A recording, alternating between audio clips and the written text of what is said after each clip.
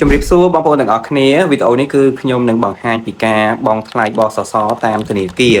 សម្រាប់បងប្អូនដែលគាត់ថ្មីថ្មោងឬក៏អ៊ំចាស់ដែលគាត់អត់សូវចេះបង់អីបងប្អូនអាចមើលតាមវីដេអូបានតោះចាប់ផ្ដើមទាំងអស់គ្នាជាដំបូងគឺយើងចូលទៅកាន់ app របស់ធនាគារ ACDA បន្ទាប់មកយើងនឹងឃើញកន្លែងនេះគឺមានពាក្យថាបង់ប្រាក់យើងចុចទៅលើពាក្យបង់ប្រាក់ហ្នឹងមកបន្ទាប់មកកន្លែងនេះគឺយើងឃើញមានច្រើនមានទូទាត់ស្វ័យប្រវត្តិរដ្ឋកតទឹកអគ្គិសនីអញ្ចឹងយើងអូសឡើងទៅលើទៅនឹងឲ្យអូសរកពាក្យថាសេវាសាធារណៈបន្ទាប់មកគឺយើងចុចទៅលើសេវាសាធារណៈហ្នឹងមកគឺវានឹងលោតមកផ្ទាំងមួយទៀតហើយកន្លែងនេះគឺយើងមានឃើញបសសនោះដល់ទៅ3កន្លែងអញ្ចឹងសម្រាប់យើងអ្នករកស៊ីធ្វើការឲ្យខ្លួនឯងគឺយើងជ្រើសរើសយកឥឡូវគឺបង់ភាគទានសម្រាប់បុគ្គលស្វ័យនយោជចុចខាងលើនឹងមកគឺវានឹងចេញផ្ទាំងថ្មីមួយទៀតហើយខាងលើនេះគឺជាគណនីធនាគាររបស់យើងហើយខាងក្រោមនេះគេឲ្យយើងបញ្ចូលលេខកាតរបស់កាតបសសយើងកាតបសសយើងលេខអត្តសញ្ញាណនៅខាងលើកាតមាន14ខ្ទង់ពេលបំពេញបញ្ចូលលេខកាតនឹងរួចរាល់ហើយយើងចុចនៅកន្លែងចំនួនទឹកប្រាក់នេះមកគ្រាន់តែចុចមកពឹបគឺវានឹងលោតទឹកប្រាក់អូតូម៉ាទិកតែម្ដងហើយកុំភ្លេចបើកកន្លែងនេះរក្សាទុកប្រតិបត្តិការក្នុងកំណត់ត្រាគឺយើងចុចវាបើកមកងាយស្រួលនៅពេលដែលខែក្រោយគឺយើងមិនបាច់ហត់បំពេញលេខកូដសារថ្មីទេបន្ទាប់ពីបើកកន្លែងហ្នឹងហើយគឺយើងចុចពាក្យយល់ព្រមមកហើយវានឹងចូលទៅផ្ទាំងមួយទៀតដាក់ថាបញ្ជាក់ចុចលើពាក្យបញ្ជាក់ហ្នឹងមក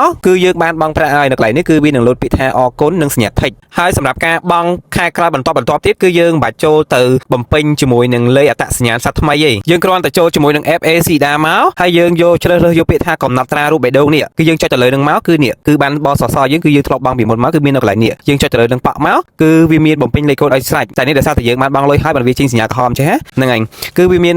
លេខកូដ14ខ្ទង់នៅលើនឹងស្រេចយើងគ្រាន់តែចុចលើ